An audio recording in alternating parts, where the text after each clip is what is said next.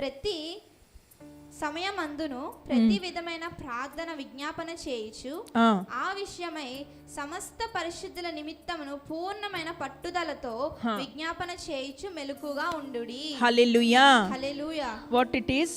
Prayer. ఇక్కడ ఏం చెప్పారండి? ప్రార్థన. Prayer, it's written right, prayer with all prayer and petition. ఇక్కడ ప్రార్థన రాస్తున్నారు కదా, ప్రతి విధమైన ప్రార్థనను విజ్ఞాపన చేయుచు ఆ విషయమై సమస్త పరిశుద్ధుల నిమిత్తమును పూర్ణమైన పట్టుదలతో విజ్ఞాపన చేయుచు మెలకువగా ఉండుడి. Be on alert. మెలకువగా ఉండుడి. In spirit. ఆత్మలో మెలకువగా ఉండుడి. You need to be. Prayer reminds us ప్రార్థన మనకి ఏం గుర్తు చేస్తదంటే the battle is the Lord. యెహోవాదే యుద్ధము. The battle is not mine. యుద్ధము నాది కాదు. I wanted to tell you one verse. ఇక్కడ నేను మీ అందరికీ ఒక వచనం చెప్పాలనుకుంటున్నానండి.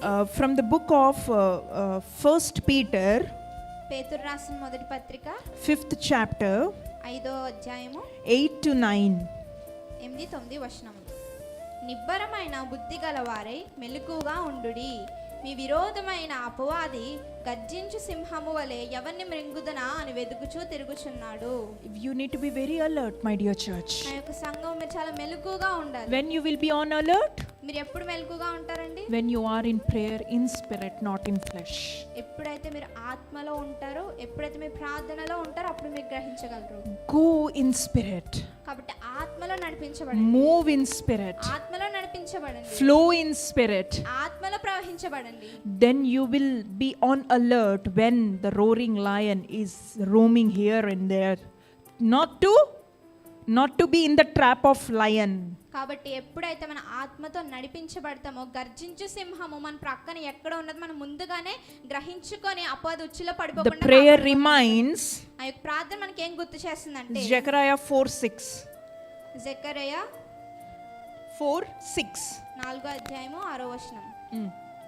అప్పుడు అతడు నాతో ఇట్లా నేను జెరుబాబెలు నాకు ప్రత్యక్షముగా యెహోవా వాక్కు ఇదే, శక్తి చేతనైనను బలము చేతనైనను కాక నా ఆత్మ చేతనే ఇది జరుగునని సైన్యములకు అధిపతియగు యెహోవా సెలవిచ్చెను.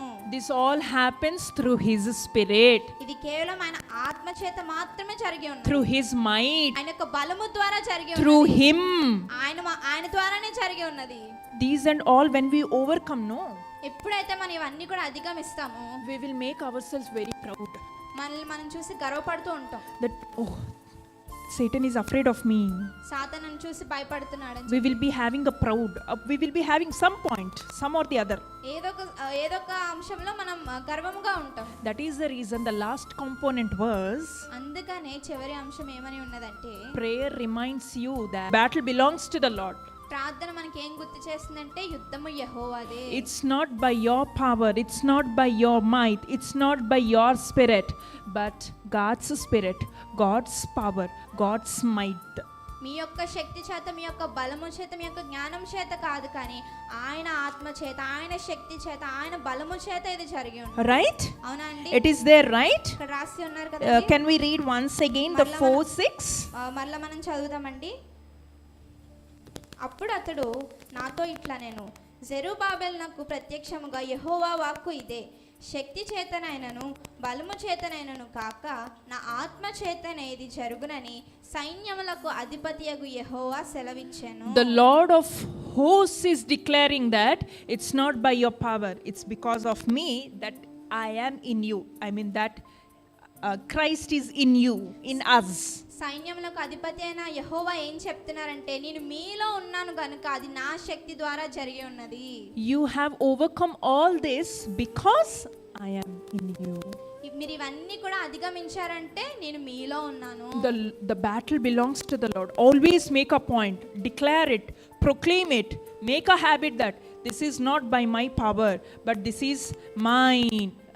I mean this is Christ power. ఎల్లప్పుడు కూడా మీరు గుర్తు పెట్టుకొని దాన్ని ప్రకటిస్తూ ఉండండి. యుద్ధము యెహోవాదే, ఇది నా వలన కాదు కానీ దేవుని శక్తి ద్వారా జరిగి ఉన్నది. The battle belongs to the Lord. యుద్ధము యెహోవాదే. Victory belongs to the Lord. జయము యెహోవాదే. Through him we are victorious.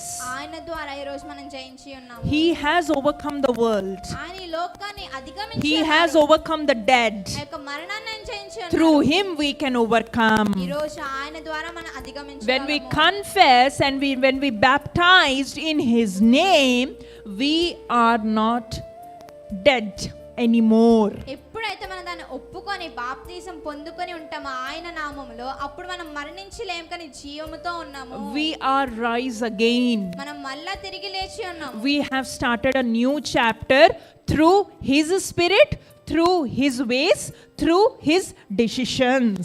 ఆయన యొక్క నిర్ణయాలతో, ఆయన ఆత్మతో మనం నూతనంగా ప్రారంభించబడి ఉన్నాము. And that is his life, not our life. ఈ రోజు మనం ఏదైతే జీవం కలిగినా అది ఆయన జీవితం.